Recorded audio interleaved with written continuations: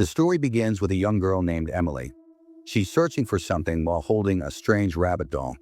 The doll seems to guide her, leading her down into a basement where she stops near a wall. Emily picks up a knife and makes a small hole in it. She peeks inside and suddenly freezes in shock. But what she sees is never revealed to us. Then we're introduced to Alex.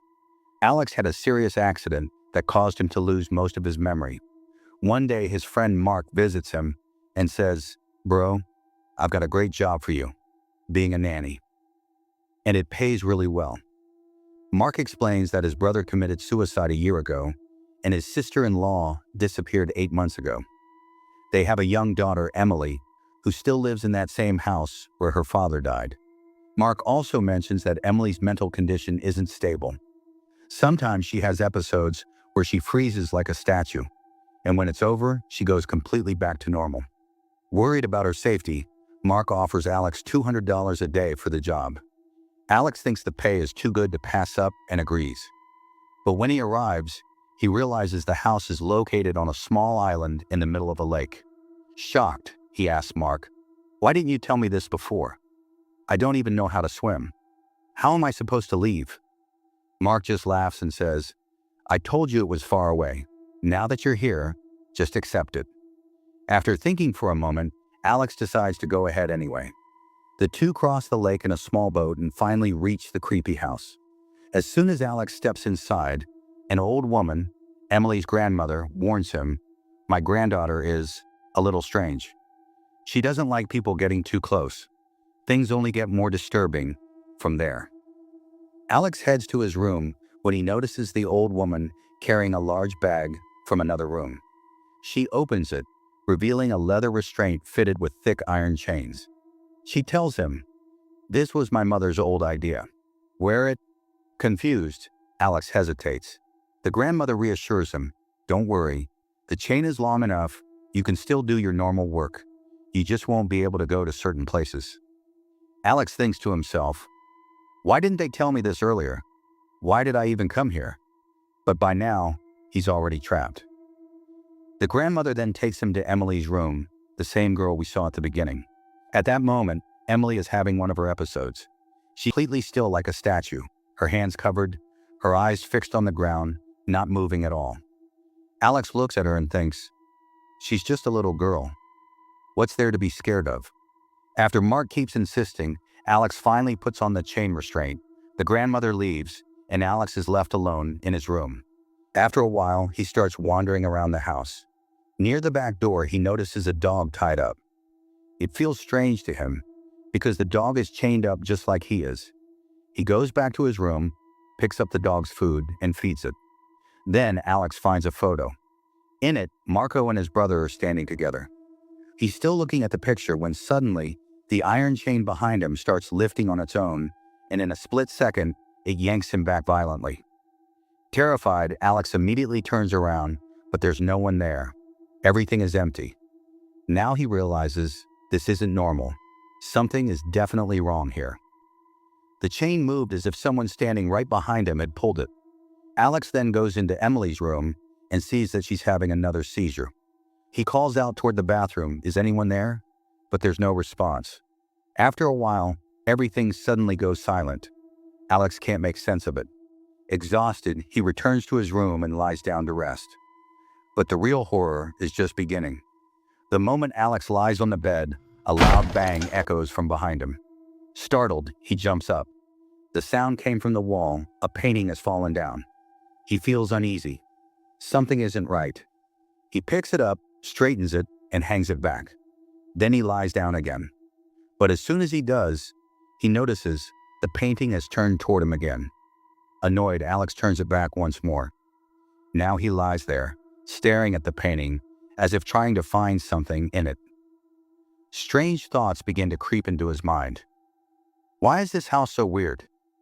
How long have I even been here? After some time, he falls asleep. But suddenly, bang, the noise comes again. He wakes up instantly. The painting has fallen again. How did it fall? The window is closed. He picks it up to check, and just looking at it gives him chills. And then, he realizes it was all a dream. Now Alex is fully awake. He gets up and walks into the living room, when suddenly he sees Emily coming out. But this time, she's holding a bow in her hands. Alex freezes in fear. "What are you doing? That's dangerous." Emily stays completely calm and says, "I know how to use it. My dad and uncle used to take me hunting." At this point, it's clear she's not joking. Then Emily asks Alex, "What's your connection with my Uncle Marco?" Alex replies, "I don't remember anything. After the accident, I lost my memory. All I know is we were good friends." Then Alex asks her, "What's your relationship with Marco like?" Emily gets a little emotional and says, "He's the only family I have left now." Alex continues, "What about your grandmother and your dad? What was their relationship like?" Emily doesn't say a word. She quietly pulls out a photo and hands it to Alex. In the picture, two brothers are hunting together. They look really close, which means things weren't always this broken between them. Alex then says, "I heard your dad committed suicide." Emily slowly starts explaining, and from here, the story turns much darker and more confusing. She tells him, "My dad had claustrophobia. He was terrified of confined spaces." Then she reveals something disturbing about her mother. She used to think it was all a joke. One time, her mom even forced her dad into a straitjacket. Emily explains that her dad completely panicked inside it, desperately trying to grab the key, but her mother suddenly became aggressive, and then she swallowed the key. Alex is shocked. Emily continues, "After that, my mom started acting even weirder, like she was mentally unstable." Then she drops the most shocking part. "One day, my dad went into the basement, but when he tried to come back, the door was locked. Because of his claustrophobia, he panicked badly, and in that panic, he fired an arrow from his bow and died." Alex starts to feel something is off. The story doesn't make sense. If the door was fine, how did it suddenly lock? He has doubts, but he doesn't question her at that moment. As soon as Emily leaves, the rabbit doll sitting on the shelf suddenly starts playing loudly on its own. Its eyes look eerily real, like they're watching everything. And at that exact moment, behind Alex, the basement door slowly creaks open by itself. Alex freezes. It was just closed, so how did it open on its own? Without wasting time, he grabs his weapon and the rabbit doll and heads down into the basement. Down there, he notices the sound of chains is coming from somewhere nearby, but everything else looks normal. Just as he's about to leave, his eyes catch something strange, a small hole in the wooden wall. He turns on his flashlight and looks inside, and behind the wall, there's the dead body of a woman. Alex notices something disturbing. The corpse has an arrow from a bow stuck in it. He immediately starts wondering, could this be Emily's missing mother? Did Emily actually kill her own mom? Without wasting a second, Alex rushes upstairs and storms into Emily's room, only to find her lying unconscious. Seizing the moment, he secretly pulls out a phone hidden inside the wall vent. He quickly calls Mark and says, "Something is seriously wrong here. Bring the police now."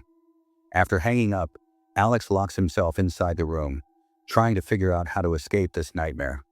Suddenly, Emily's voice crackles through the walkie-talkie. "Why did you lock yourself in?" Furious, Alex snaps back. "I know the truth now. You killed your mother. I've said everything."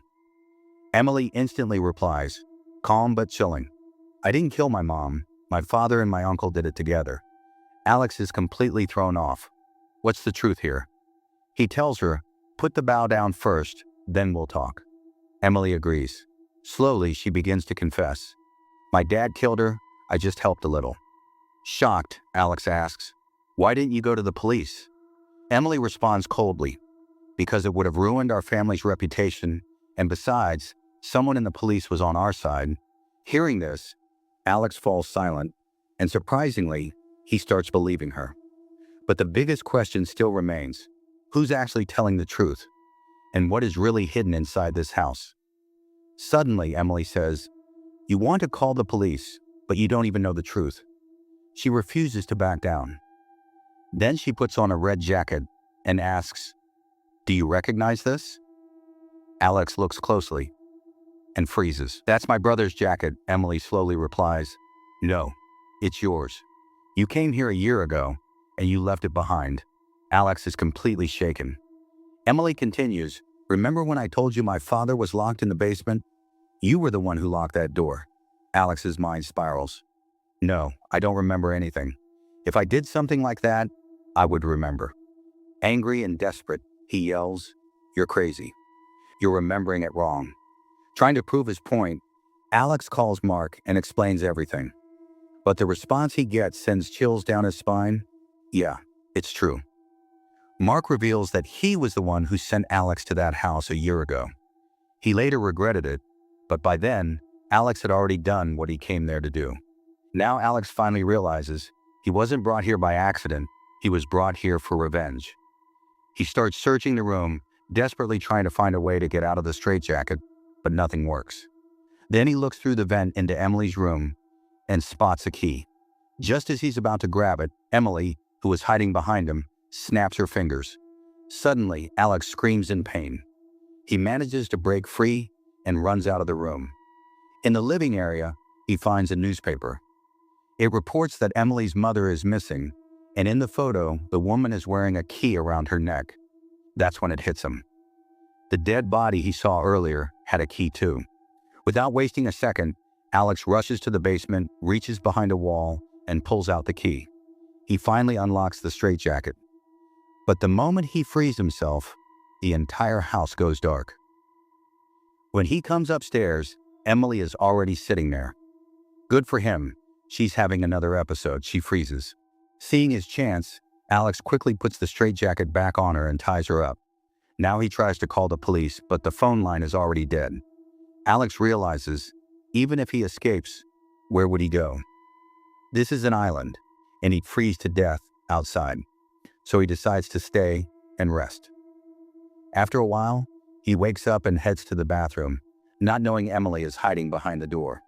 The moment he steps out, Emily attacks. Luckily, she only manages to give him a minor injury on his forehead. But that shock triggers something, and suddenly, Alex remembers everything. Mark sent him here. He was afraid that his brother, Emily's father, would reveal the truth. So he sent Alex to silence him. But here's the twist. Alex didn't come to kill him. He came to warn him that Mark was planning to murder him. When Alex arrived at the house, no one was there. He was about to leave when he heard a noise from the basement. He went down and found that Emily's father had already taken his own life. Terrified, Alex ran away. A few days later, Mark meets Alex and praises him, saying he did a great job. That's when everything becomes clear. What Mark and Emily had been saying all along was true. Mark pulls out a bundle of cash and offers it to Alex. But Alex refuses. I didn't do anything. I don't want this money. Then he pulls out a note written by Alex and asks what it says. Angrily, he says, do you want to die too? The best thing you can do is take the money and end this matter right here. Alex finally starts resisting openly. You people aren't human. I'm calling the police. Mark immediately realizes Alex has become a threat. But instead of reacting aggressively, he stays calm and cleverly says, all right, think it over. We'll talk tomorrow. That night, Alex is sitting on the balcony, drinking, completely unaware of what's about to happen behind him. Suddenly, it quietly appears from behind and pushes him off the balcony. That fall is what caused Alex's memory loss. Now everything starts to connect. Sam returns to that same haunted house again. Inside the bathroom, Alex discovers a hidden passage. He crawls into it, moving slowly through the narrow space. Along the way, he notices a shadow, but when he looks closely, it disappears. He assumes it's just a hallucination. He eventually reaches the basement, the same place where he had seen a dead body before. This time, he finds a small saw nearby and starts cutting through wooden planks. But then, he feels like the corpse standing nearby is staring at him. Terrified, he covers its face and keeps cutting faster. Suddenly, Emily enters the basement. She's there to pull an arrow out of her mother's body. Alex is hiding nearby, barely daring to breathe. Moments later, Mark also arrives and starts yelling at Emily, I gave you a chance to take revenge, but you couldn't do anything. Out of nowhere, Emily shoots an arrow into Mark from behind and screams, You manipulated me. After that, she heads upstairs to look for Alex. Meanwhile, Mark, now injured, calls out to Alex, "Come out, we can stop that crazy girl together." But in reality, he's planning to kill him. Then suddenly, a voice comes through the walkie-talkie. "I escaped. I'm going to call the police." Mark is shocked. If that's Alex, then who is hiding inside? The wall slowly gives way as it's cut open, creating a hole. Terrified, Mark cautiously steps inside. The atmosphere is extremely intense and creepy. Then, he sees a woman behind the wall, slowly stepping forward, and boom. What do you think happened to Mark? Let me know in the comments. In the end, Alex escapes the island with his dog on a boat. The film's atmosphere is incredibly strong. The horror builds slowly instead of relying on random jump scares. However, some scenes feel a bit illogical, like they could have broken the wall instead of slowly cutting it. In my opinion, it was Emily's mother's vengeful spirit behind everything. She was killed by her husband and brother-in-law, so her rage was extremely powerful. Maybe she was the one closing doors, manipulating people, and creating all the horror. With this, the story ends here. Let me know your thoughts in the comments. Also, subscribe to this channel for more stories like this.